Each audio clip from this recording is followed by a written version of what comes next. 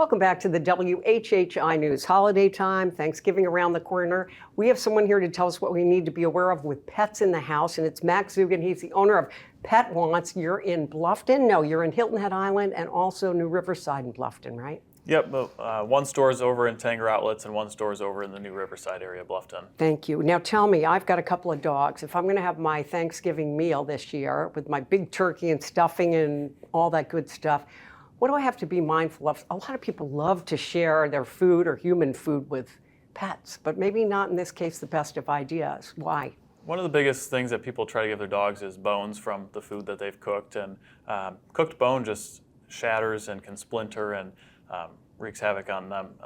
And another thing is anything that you've cooked with spices and garlics and onion and all that kind of stuff is just, it's not a good addition. Toxic for animals, yeah. Right? So even though you say, boy, yum, yum, Fido, here's the stuffing, if you have some of those things in there, it could make them very ill. Yes, absolutely. Right? Okay, going back to the whole bone thing and giving them turkey bones, ham bones, whatever, and splintering.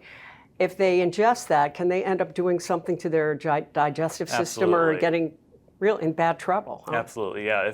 Typically, if a dog eats a cooked bone of any sort, we always just recommend calling the vet right away, because sometimes they'll have to do an ultrasound or kind of see what's going on inside. Yeah, and I'm sure you've heard some stories yourself from some of your customers, right? Yikes. Bone, socks, and all. Yeah, socks. Ooh, I can't even imagine having that happen. That would be a tricky one.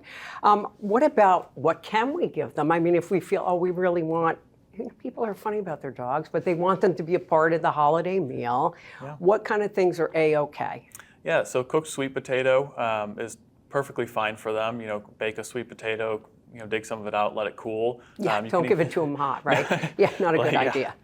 You can even, as you're making your sweet potato casserole, set some aside to cool and, give it to them as a little treat. Right. Some turkey is not bad. Just try to stay away from the seasoned portions of it. Right, if you have any kind of seasonings on there or something, you'd rather steer clear and do like plain turkey meat if you can. Yeah, plain turkey meat. Pumpkin, you're making your pumpkin pie, take a scoop of pumpkin out for them. They love that. Not the pie filling, the true pumpkin. Yeah, as a matter of fact, I think I had a vet at one point, wasn't here, that we had something going on with one dog, had a few, but where they had us actually put some pumpkin on the food, because it's good for them in certain cases. It's a great fiber.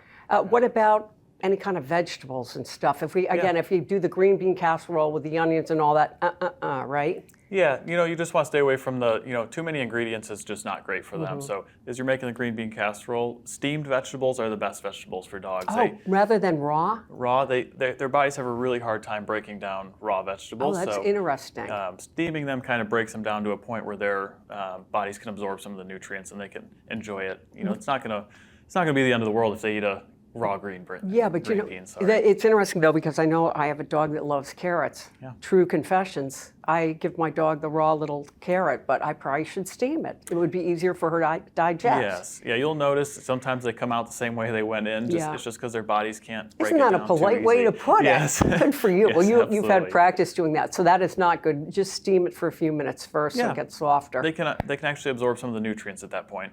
Yeah, and then we were talking about if anything goes wrong or you're concerned, call your vet. There are emergency vets in the area too. And I know one time, all right, true confessions. I wasn't going to say this, but I dropped a cigarette many years ago when I smoked, and I thought my dog had eaten it. So I called. There are lots of poison control lines, prevention or control lines for animals or pets, and I got advice from them on what to do. So that's something you can do too. But hopefully avoid the onions, avoid the garlic, and give them some treats, but stuff that's okay for them. Yeah, something easy to do is just, if you really want to feed them from the table, make a few things to keep on the table that you've cooked beforehand. Yeah, all right, true confessions from you. You have 2 pets, 2 dogs. Do you feed them from the table or do you feed them elsewhere? If we give them scraps from the table, it's, after dinner in their bowls. I know, because they tend to get in the habit of begging a little, don't they? Absolutely, yes. We love our pets.